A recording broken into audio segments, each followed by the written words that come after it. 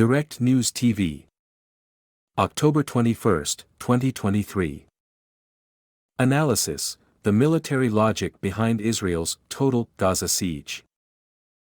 Saturday was marked by two bits of at least half good news: the opening of the Rafah crossing with first aid trucks entering Gaza, and the release of two hostages.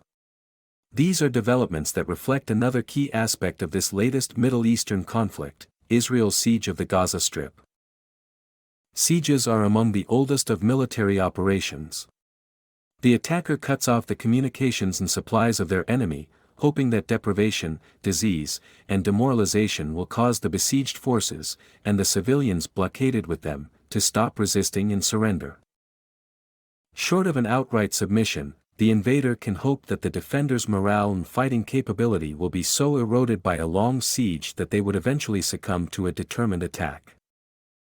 In the olden days, if civilians were not slaughtered by an invading force, the best they could hope for would be to end up as prisoners, hostages, or slaves. Nowadays, such extreme treatment is considered unacceptable, but civilians invariably suffer, even if they escape with their lives. The siege itself is always cruel and brutal. It is a tactic intended to keep human beings hungry, thirsty, cold, miserable, and without medication. Unable to maintain hygiene without running water, those inside the blockade will experience cholera, dysentery, and many other diseases. As a child, I would laugh at my Balkan grandmother's warning that, when you grow up you should always keep a bag of flour at home. Much later I met similar grandmothers who had experienced war and deprivation in countries from Lebanon to Afghanistan and East Timor, and each warned their kin to have a reserve of cereals or pulses. But even those who heeded their grandmother's advice and were not caught unprepared would see their reserves disappear at an alarming rate. If they had to flee, they lost not only stored food but also their kitchen utensils, stoves, and fuel. The Gaza Strip has been under blockade for 16 years, but at least had sufficient basic necessities.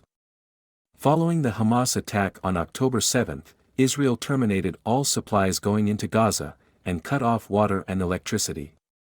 Closure of the crossing points prevented aid from reaching the enclave.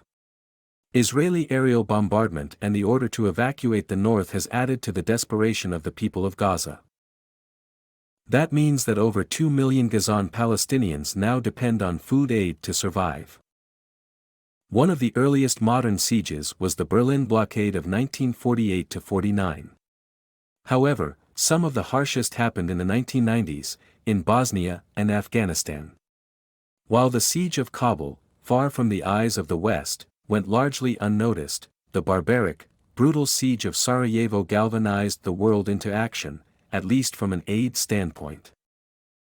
Nobody tried to stand up to the Bosnian Serb aggressors that shelled the capital for 4 years, killing many more civilians than soldiers, but countries did send food, stoves, sheeting to replace shattered windows, and limited fuel. On average, humans require approximately 2,200 calories per day. Experts have claimed that for a short time, up to a month, maybe two, a person can survive on 1,200 calories. The inmates of the Auschwitz concentration camps were fed 1,000 calories. Records showed that Bosnians received an average of 300 grams of food aid per day, and the calorie count was certainly well below basic requirements. Most of those who survived the sniping and bombardment emerged from the war thin and emaciated. Humans also need an average of 5 liters of water per day for drinking, cooking, and personal hygiene. Experts have said that in emergencies 1.5 liters may suffice, with considerable sacrifice. Bosnia-Herzegovina was able to rely on its abundant rivers and lakes for water. However, arid Gaza has virtually no fresh water. Counting the most basic needs in food and water, every Gazan needs to be supplied with 2 kilograms of aid per day. For 2 million inhabitants that makes 4,000 tons per day. A typical truck takes 20 tons. Simple maths say that the line of trucks to supply Gaza would on each day be at least 4 kilometers, 2.5 miles, long. The logistics of providing aid are staggering. To deliver aid, the outside world would need to use a dedicated port where an average of 2 ships could moor every day. Thankfully, Egypt has such a harbor just 40 kilometers, 26 miles, from Rafah, in the coastal Sinai city of El Arish. Some of the most urgent supplies could be flown in, but aerial supply cannot satisfy all needs. Gaza Airport, in the very south of the Strip, was destroyed by Israel in 2001, but 2 Egyptian airstrips are close enough, Al Ghora and El Arish. Large numbers of cargo aircraft could land there, but they alone could not be relied on. The Bosnian experience demonstrated that an average air freighter takes 11 tons of supplies. At that rate, 360 landings would be required each single day, a very unrealistic prospect.